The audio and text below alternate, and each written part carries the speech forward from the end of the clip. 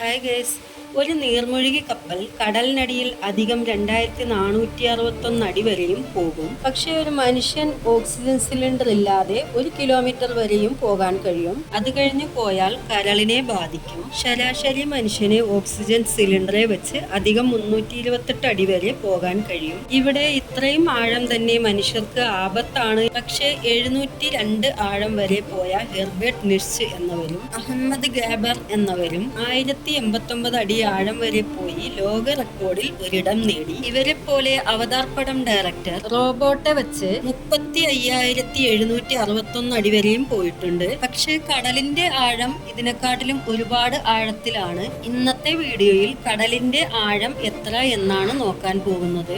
ഈ വീഡിയോ പല ആശ്ചര്യമായ കാര്യങ്ങളാണ് പറയാൻ പോകുന്നത്. അതുകൊണ്ട് തുടർന്ന് ലാസ്റ്റ് വരെ കാണാൻ ശ്രമിക്കുക. എല്ലാ വ്യൂവേഴ്സും ചാനൽ സബ്സ്ക്രൈബ് ചെയ്യാത്തവർ സബ്സ്ക്രൈബ് ചെയ്യുക.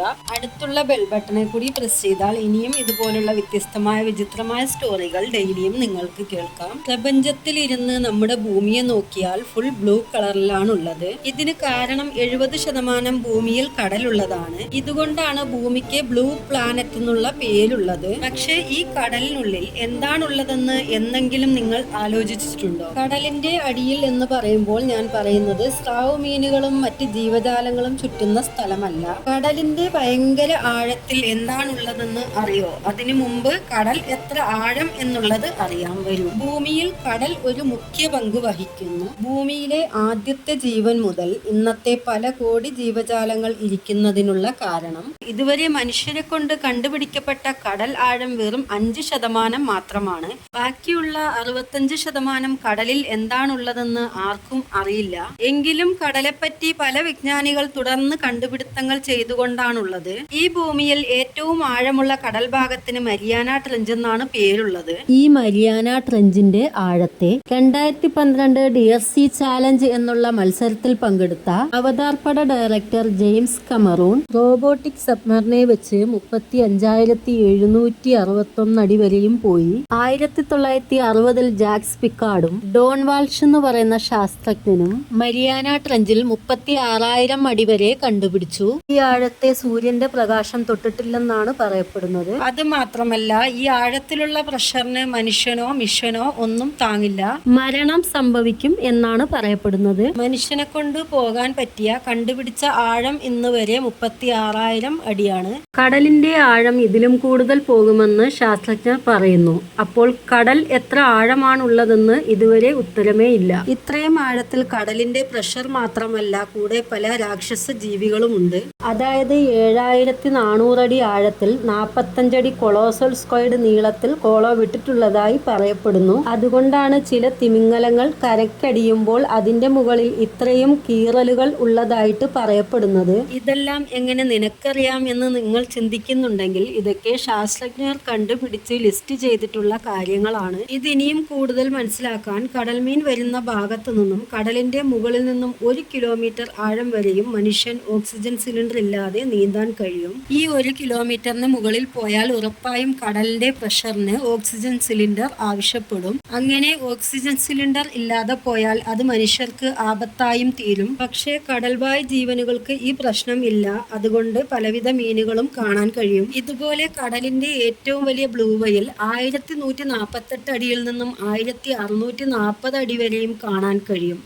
ഈ ആഴത്തിന് താഴെ ബ്ലൂ വെയിൽ പോകില്ല. ഇതിൽ കൂടുതൽ ആഴം എന്നുള്ളത് 2460 അടിയിൽ റാണുവ നീർമൊഴുകി കപ്പലുകളെ കാണാം. ഈ നീർമൊഴുകി കപ്പലുകൾ ഇതിൽ കൂടുതൽ താഴെ പോയാൽ കടൽ പ്രഷർ താങ്ങാൻ കഴിയാതെ പൊട്ടിത്തെറിക്കാനും ചാൻസ് ഉണ്ടെന്ന് പറയുന്നു. കടൽ വെള്ളത്തിന്റെ ടെമ്പറേച്ചറും ഭയങ്കര തണുപ്പായിരിക്കും. ഈ കുളിർ ടെമ്പറേച്ചറിന് വെറും ചില കടൽ ജീവികളെ കൊണ്ട് മാത്രമേ പിടിച്ചു നിൽക്കാൻ കഴിയുള്ളൂ. 2624 അടി ആഴത്തിൽ കടലിനുള്ളിലിരിക്കും എരിമലകളും അതിൽ നിന്ന് വരുന്ന അക്വാട്ടിക്സ് ഓർഗാനിസവും ഉണ്ട്. 36,000 അടി ആഴത്തിൽ ഇരുട്ട് മാത്രമുള്ള ഈ സ്ഥലത്തിന്റെ പേരാണ് ചാലഞ്ചർ ദ്വീപ്. ഈ സ്ഥലത്തിന്റെ ആഴത്തിൽ മൗണ്ട് എവറസ്റ്റ് തലകീഴായിട്ട് തിരിച്ചു മുക്കിയാൽ കൂടി എവറസ്റ്റ് മലയുടെ ഉച്ചയ്ക്കും ഈ താഴ്ചയ്ക്കും 2 കിലോമീറ്റർ ദൂരം ഉള്ളതായിട്ട് പറയപ്പെടുന്നു. ഇതുവരെ ഞാൻ പറഞ്ഞ കാര്യങ്ങളൊക്കെ ശാസ്ത്രജ്ഞന്മാര് കണ്ടുപിടിച്ച് തയ്യാറാക്കിയ അഡ്വാൻസ്ഡ് ഓക്യാനോഗ്രഫി മെഷീൻ കൊണ്ട് കണ്ടുപിടിച്ചത്. ആദ്യം പറഞ്ഞ പോലെ ഈ 36,000 അടി ആഴത്തിന് താഴെ വീണ്ടും എത്ര ദൂരം പോകുമെന്ന് മനുഷ്യർക്ക് കണ്ടുപിടിക്കാൻ കഴിഞ്ഞിട്ടില്ല.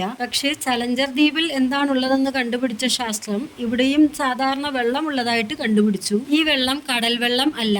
ഭൂമിയുടെ ആരംഭകാലത്തിൽ, അതായത് ലോകം ഉണ്ടാകുന്നതിന് മുമ്പ്, ഭൂമി ഉണ്ടാകുമ്പോൾ പല പ്രകൃതി മാറ്റങ്ങൾ വരുമ്പോൾ തുടർന്ന് മഴ പെയ്തുകൊണ്ടിരുന്നു. ഈ മഴവെള്ളം ഗ്രൗണ്ട് വാട്ടർ ഫോർമേഷൻ ഭൂമിയുടെ ഏറ്റവും ആഴമുള്ള ഭാഗത്തേക്ക് ഇറങ്ങി വേറൊരു ഭാഗത്തു പെയ്ത മഴനീർ നദികളുടെ കൂടെ കലർന്ന് കടലിൽ കൊണ്ടുപോയി ചേർത്തു. ചില കാലങ്ങൾക്ക് മുമ്പ് മനുഷ്യൻ ഭൂമിയിലുള്ള ഈ വെള്ളത്തെ പല രീതിയിലും ബോർ മൂലവും എടുക്കാൻ തുടങ്ങി. പക്ഷേ മനുഷ്യർക്ക് മുമ്പ് തൊട്ട് പല മില്യൺ വർഷങ്ങൾക്ക് പെയ്ത മഴനീർ എവിടെ പോയിട്ടുണ്ടാവും? ഇതൊക്കെ കടലിനടിയിലാണുള്ളത്. പല മില്യൺ വർഷങ്ങൾ പെയ്ത മഴവെള്ളമാണ് ഭൂമിയുടെ ക്രസ്റ്റിനും മറ്റും നടുക്കുള്ളത്. ചില സ്ഥലങ്ങളിൽ കടൽ ആക്രമിച്ചാലും വലിയ അളവിൽ ഭൂമിയുടെ അടിയിലുള്ളത് മഴവെള്ളമാണ്. പല നദികൾ കടലിനും താഴെ ഭൂമി ക്രസ്റ്റിന് നേരെ പോയി ചേരുന്നതായിട്ട് പറയപ്പെടുന്നു. ഇതൊക്കെ സത്യം എന്നുള്ളതാണ് പല ശാസ്ത്രജ്ഞരും അവരുടെ കണ്ടുപിടുത്തം മൂലം നിരൂപിച്ചത്.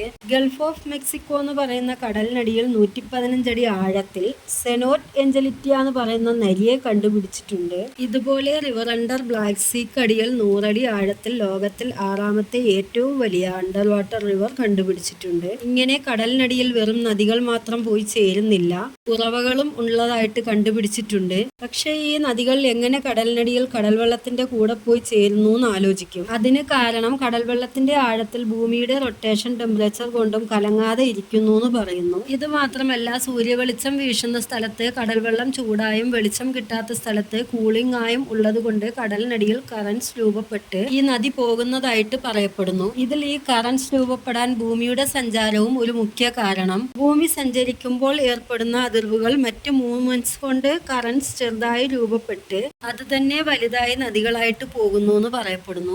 അങ്ങനെ രൂപപ്പെട്ട വേറൊരു വലിയ നദിയാണ് ഗൾഫ് സ്ട്രീം റിവർ. ഈ നദി കടലിനടിയിൽ ഏറ്റവും വലിയ നദിയായിട്ട് വിളിക്കപ്പെടുന്നു. അതായത് ഈ ലോകത്തിൽ മുഴുവൻ നദികളെയും ചേർക്കാൻ പറ്റിയ രീതിയിൽ വലിയ നദി ഈ സ്ട്രീമിലുള്ള നീരോട്ടത്തിൽ സാറ്റലൈറ്റിൽ ഇരുന്നാൽ കൂടി കാണാൻ കഴിയും. കാരണം ഇതിന്റെ നിറം അത്രയും ബ്ലൂ ആയിരിക്കും. പല മില്യൺ വർഷത്തിന് മുമ്പ് രൂപപ്പെട്ട ഈ പ്രോസസ് കാരണം ഇന്നും ഈ മഴനീരുകൾ നദികളിൽ കൂടി കടലിൽ മേലെ പോയി ചേരുന്നു എന്ന് മാത്രമല്ല, കടലിന് അടിയിലും പോയി ചേരുന്നു. ഇപ്പോൾ നിങ്ങൾക്ക് കടലിനടിയിൽ എന്താണെന്നും കടലിന്റെ ആഴം എത്രയാണെന്നും മനസ്സിലായി കാണും. മനുഷ്യനെ കൊണ്ട് ഇതുവരെ കണ്ടുപിടിക്കാൻ കഴിയാത്ത മർമ്മമായ ഒരുപാട് കാര്യങ്ങളുണ്ട്. ഓക്കെ ഗൈസ്, ഇന്നത്തെ വീഡിയോ ഇത്രയേ ഉള്ളൂ. ഈ വീഡിയോ നിങ്ങൾക്ക് ഇഷ്ടപ്പെട്ടാൽ ലൈക്ക് ചെയ്യുക, കമന്റ് ചെയ്യുക, മറ്റുള്ളവർക്ക് ഷെയർ ചെയ്യുക. അടുത്ത വീഡിയോയിൽ കാണാം. നന്ദി.